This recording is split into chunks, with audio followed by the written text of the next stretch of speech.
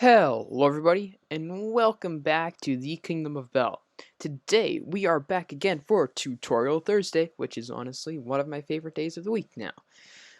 So, here we have a really simple double piglin bartering farm, which I may have actually designed myself, I'm not sure, but who knows.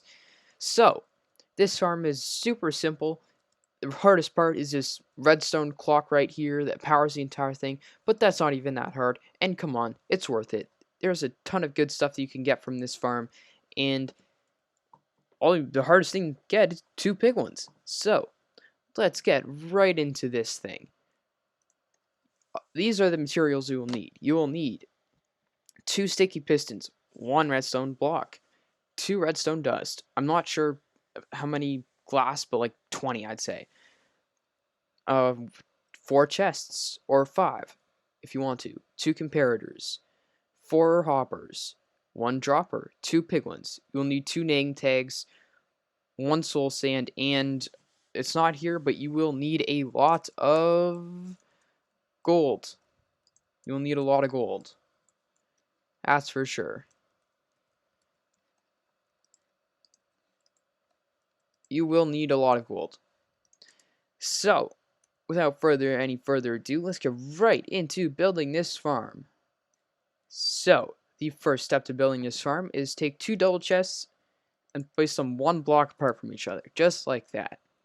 Now, place 2 droppers on the inside side of the double chests and put a carpet on each hopper. Now, you want to take 2 of your solid blocks, which for me are stone, but you can use any solid block, and place 2 of them in between the hoppers, and on the 3rd block you want to place some soul sand. This has to be soul sand. I guess it also could be honey, but I'm pretty sure soul sand is the better idea. Now, you want to take some glass and place it on the 2 sides around the hopper, just like this. This is where your piglin will go. Now, this is the time where I'd suggest getting your piglin, and I'll show you an easy way to do it. First, take some gold and find a piglin out in the wild. Piglins will follow gold, like that, and they'll pick it up, which makes them really easy to trap. So what you want to do is you want to take a redstone source, like a redstone block or a redstone torch, and put it on one of the hoppers, beside the hopper, so the hopper is locked. Now, don't you go away from there, because he probably can't see it anymore, but let's just use this guy as an example. See, just like that, they'll follow the gold, and you can easily just push them into your trap, just like that. Now, since this guy's right here, we'll do the same thing for him. But you just saw that hopper was not powered, right? The gold will go in to your chest. You don't want that. So, we just put that there. No, you don't want it. You don't want it. Okay. Well, because we are in creative and I need to save time, just put that there. Make sure you unpower your hoppers, by the way.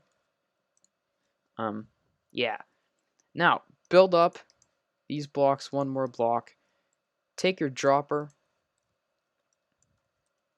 place it facing towards the soul sand, put another block right there, put a block on top of the soul sand, place 2 more blocks just like this. Now, what you want to do is you want to take a piston, a regular piston, or it can be a sticky piston, and place it upside down facing the block, just like that. You might be wondering, why am I doing this? Well, we need to push the blocks down on the piglins' heads, just like that. You can't do it normally because the piglins are slightly higher than the hopper because of the carpet. But their heads need to be in the glass, because if the glass is not there, they can throw their items back up onto the soul sand and it'll get stuck there. And you won't be able to collect it. And you won't be able to get your stuff. You want to get your stuff, right? But it's still, because they're not a solid block, the piglins can still see the gold, and because the soul sand is not a full block, they can still reach the gold. So that's why I asked the soul sand right there. Now build a 2x2 little area right there, right behind the dropper.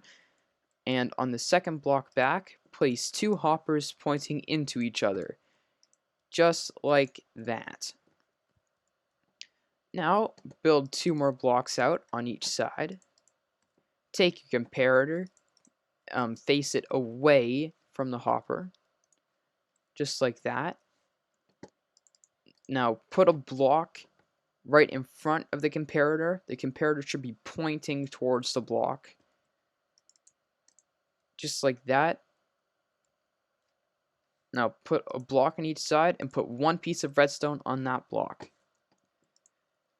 Just like that. Perfecto. Now what you want to do is you want to take your sticky piston and place them facing each other right beside the redstone. It should look like this. Now you want to take your redstone block and you can place it either there or there. It doesn't matter, but just put it on one side or the other. Now what you want to do is you want to take 5 items. They can be any item. Or I guess they have to be a stackable item, I should say. They cannot be an unstackable item. And put them in the hopper that is beside the redstone block. This is really important. So just go like that, and that will start your clock. And as soon as you put gold in that hopper, it'll start dispensing them. If you want, you can put a hopper and then a chest going into that hopper on top of the dropper, and you can put a ton of gold in this chest and it'll just funnel through. So, that is pretty much it.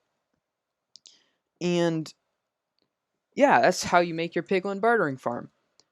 It's a perfect, the clock is perfectly timed so that you can easily keep 2 piglins trading with 1 dropper. And you get twice as much stuff. But you might be wondering, how exactly do you get all this gold? Because you need a lot of gold to power this farm. The best way to get a lot of gold is to make gold farms.